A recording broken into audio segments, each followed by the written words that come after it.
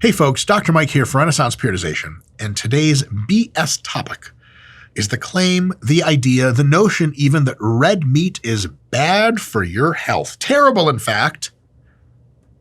Do you guys remember that one time that the denizens of a peaceful city were just living their lives, and then one of the kids looked up and he goes, "Gee whiz, what's that, Dad?" And Dad looks over and it's a giant piece of red meat. Boom, hits the central bank skyscraper building and it falls, crushing puppies and children.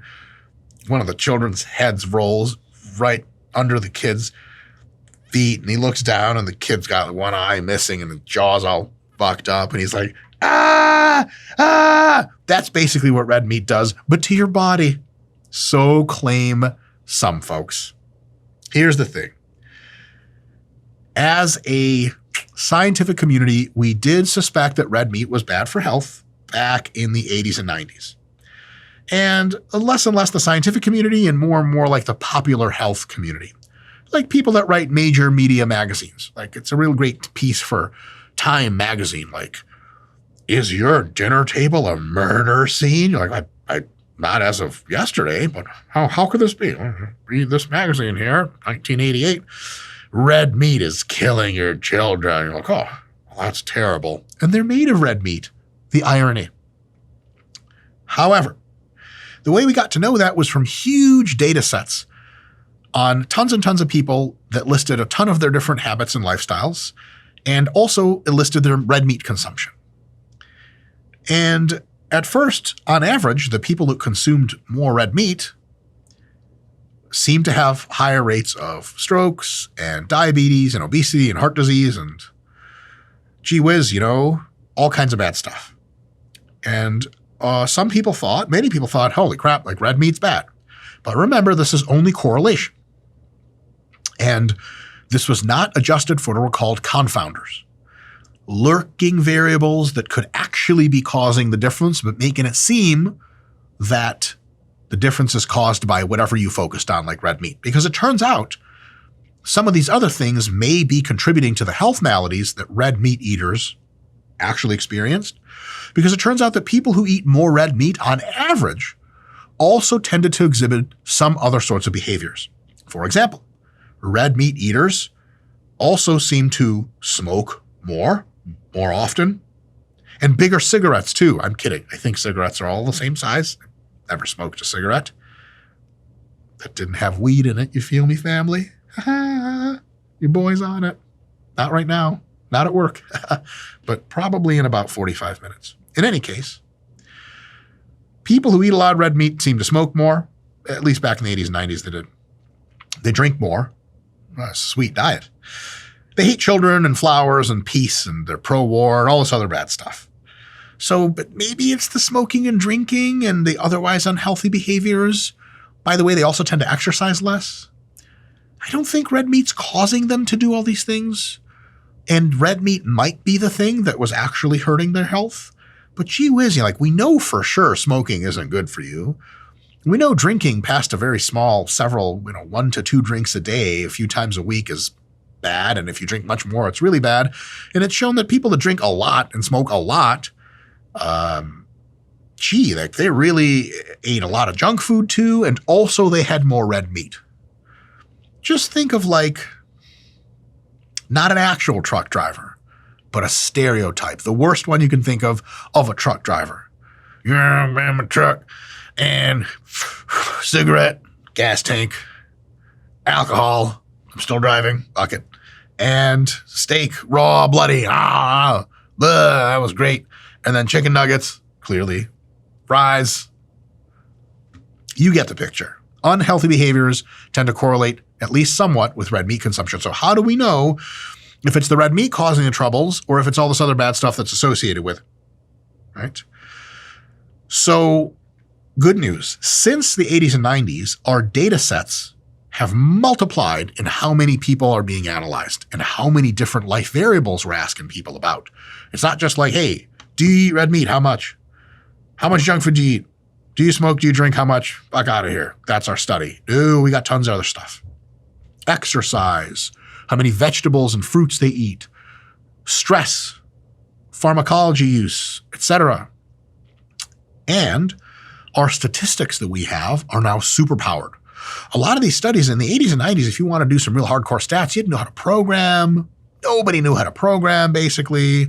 A lot of the stuff you'd have to do kind of by hand. And nowadays, statistical software is like ubiquitous and ultra powerful. Man, when I was learning stats, some of the shit I had to really, because I learned stats when I was younger, and then I had to relearn them later with the new software. And it was like, do you want this test to account for sphericity? I was like, what the fuck is sphericity? Holy shit. I must have been dead for a few years, came back. They changed stats. But in any case, ended up learning about all that stuff. Stats are really, really great now at taking all of the data together.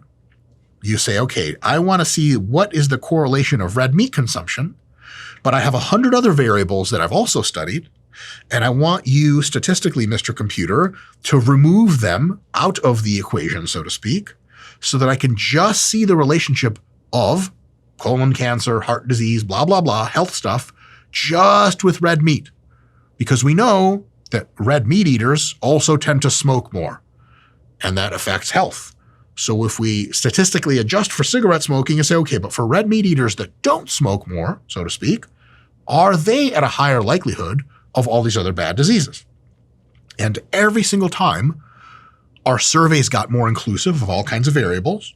And every single time, the statistical packages got better and the amount of co-founder adjustment we could do got better. The fraction of bad health attributable or correlated to red meat consumption shrank and shrank and shrank and shrank and shrank. And it turns out that since then, more direct studies on food replacement, you take a group of people, they have, they're doing XYZ in their diet. They say, hey guys, you need to eat more vegetables. So one group eats more veggies, one group eats more fruits or something, and you study the effect. One group eats less red meat, one more, etc.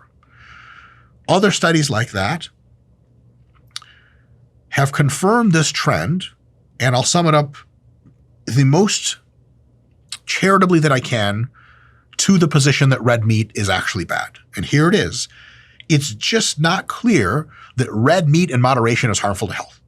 So if you're in a steakhouse and you're eating your chicken breast or your vegan option, and you see someone cutting into old juicy ribeye or whatever, I don't know, steak names. Scott, the video guy's ribeye a steak?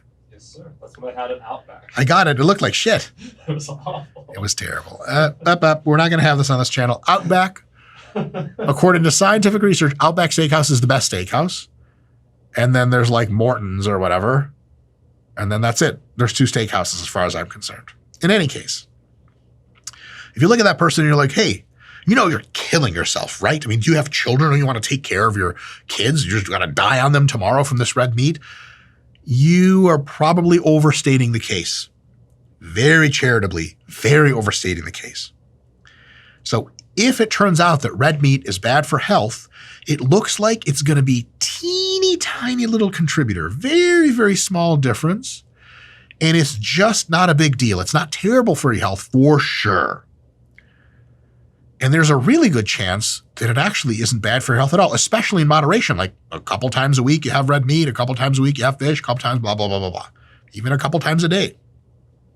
So long as you're getting good physical activity, you eat plenty of fruits and veggies and whole grains, your caloric balance is such that you are at a healthy body weight, you smoke not at all or minimally, drink not at all or minimally. That's for you college students. Have fun in college. I'm kidding. You can grow up after and be healthy. And take care of your sleep and stress. The total effect of red meat consumption on increasing the probability that you will have all these other bad health effects is somewhere between barely detectable and maybe has no effect. So the idea that red meat is terrible for your health, although it feels nice to say, and we've been saying it for so long, is bullshit, as Arnold would say, no doubt, also flexing his muscles, though they are much more impressive than mine. And that's really the deal. So I wouldn't worry about it too much. Just be healthy and all the other stuff. And the kind of meat you're eating probably won't make either any difference at all or any major difference. Maybe later research will show that, actually there is a difference. It's going to be small, but maybe it's detectable. We'll update you for sure on this channel if we get some wind of that. But for now, I'd say eat plenty of red meat if you like. And if you don't have to eat it. So if you're a carnivore Eat it raw. And if you're the liver king, inject steroids into it and then eat it and then inject steroids into yourself and then lie to people about it. I've said enough. I'll see you guys later.